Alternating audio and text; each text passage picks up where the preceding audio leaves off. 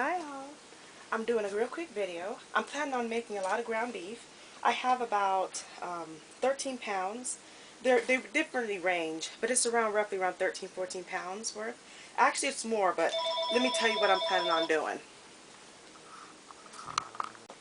Alright, I have three, 4.5, I have around 4.5 pounds here that I'm planning on using, where I'm just going to straight make patties out of these.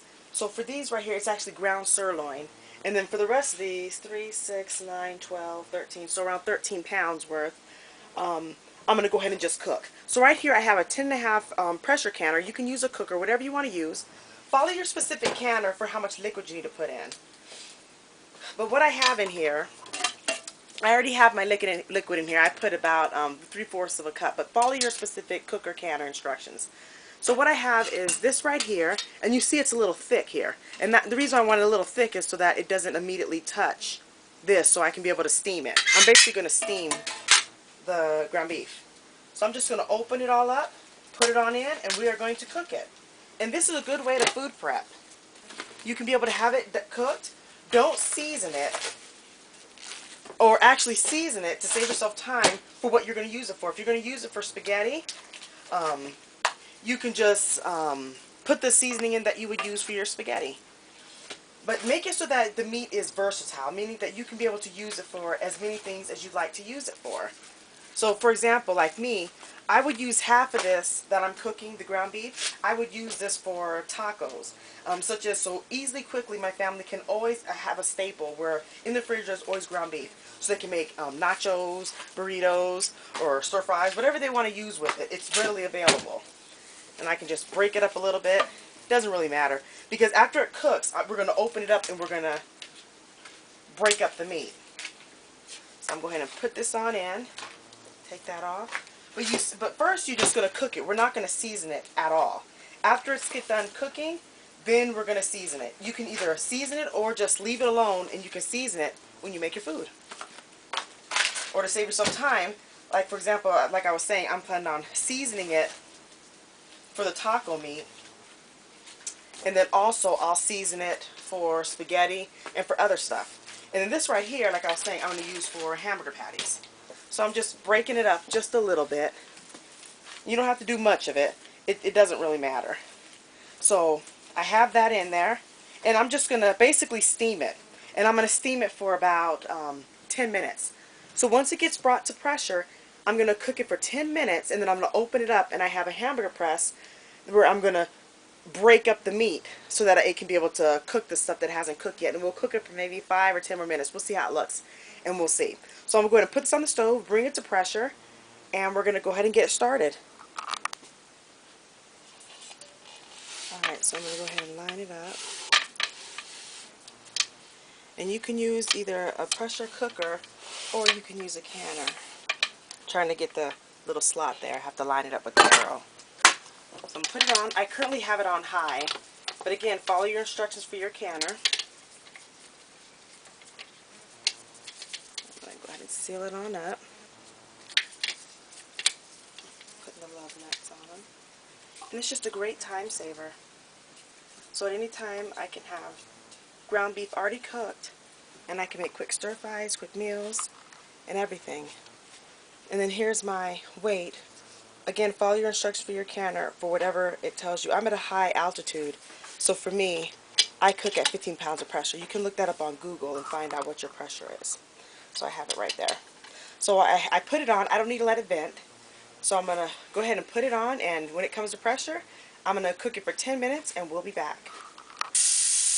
Okay, it's been 10 minutes. I'm taping to show you that I did a quick release. Quick release is I just took the jiggler off of it and it's releasing, and I cut the oven off. You can move it over if you want to, just leave it on the stove. What you want is follow your specific instructions for your canner, but open it whenever the gauge is all the way down if you're using your canner, or for your cooker whenever all the air is out. So just follow your instructions for your specific for your cooker or canner. So since it's not my big one, I'm just going to move it off the screen, off of the heat, so maybe it can cool down a little faster. Alright, it took around 3 minutes for it to offer all the air to come out, but this is what it looks like, and I'm just going to use my hamburger thing. And all I'm doing is I'm putting it in, and I'm just twisting it so I can kind of break it up. And you see how there's still pink there. This is nice. I really like this. It gets in there, and then I get in it, and then I twist it around.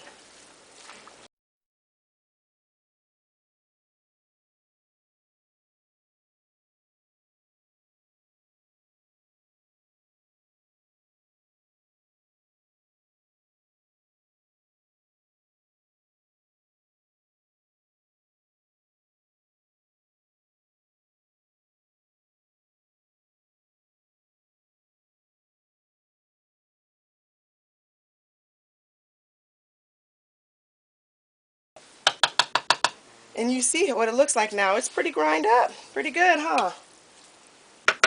All right.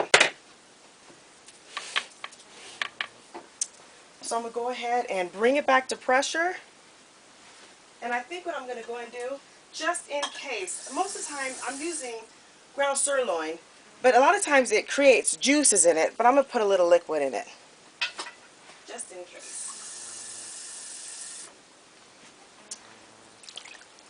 So I put in maybe around 3/4 of a cup. Shake, shake, shake, shake, shake, and that's hot. All right, so I'm going to go ahead and cut it back on, bring it back to pressure. Once it reaches pressure, we're going to cook it for an additional 5 minutes, then check it out, break it up, and then cook it for maybe an additional 5 minutes. We'll see. Oh, I'm using my other canner. I'm using my big one. Wonder didn't fit. All right, we'll be back. So remember, bring it to pressure, cook it for 5 minutes. We'll be back. All right, I just took the lid off, and I actually really did time it to see how long it took. And I told you it was around 3 minutes. It was around 5 minutes. And this is clean. I cleaned it off. So make sure before you put it back in, make sure it's cleaned, because you don't want to cross-contaminate your meat. And I'm glad I said to check on it. It is done. I don't see any pink. Look at this, guys. And look how the meat is just grinded up. I don't see any pink. This is done. So cooking time, it took around 15 minutes. And then opening it up and checking it out, around 10 minutes. So around 25 minutes. Not bad, right? And it is done. So the only thing you need to do now is just put it inside of a strainer and strain it. And then it's time for you to think of what you're planning on using it for. If you don't kind of know what you want to do with it, you can just put basic seasoning on it.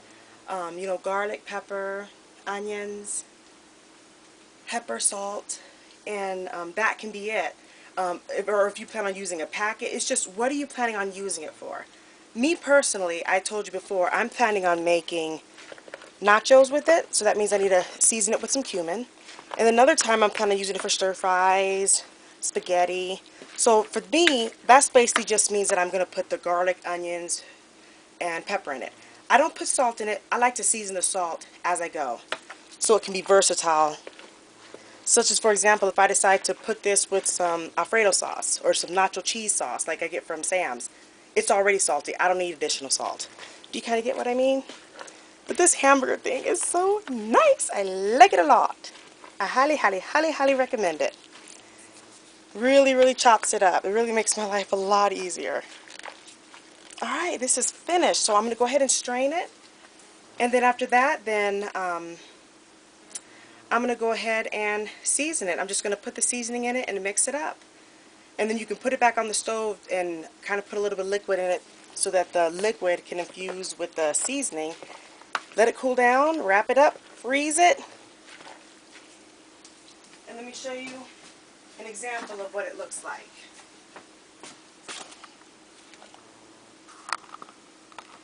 This is one that I have, and this is where I was saying make sure you put it flat. This is easy to defrost. These bags are boilable and freezable, so I could just throw it in the microwave, put it on there for like 2 minutes, and then it'll be where I can be able to bend it and all that, you know? But just put it inside of your bag, and if you don't have freezer boilable bags, use a Ziploc bag. And then right before you're about to use it, take it out of the bag. You don't just cut it and rip it right there. Cut it right there with a knife. Take it out. Put it inside the microwave. Nuke it for the 2 minutes, and it'll break. It'll be breakable, so you can be able to use it. Easy, quick, quick nachos, quick burritos, quick whatever you want to use, spaghetti, whatever. So there you go. And this is finished. We are done, my people. We are done.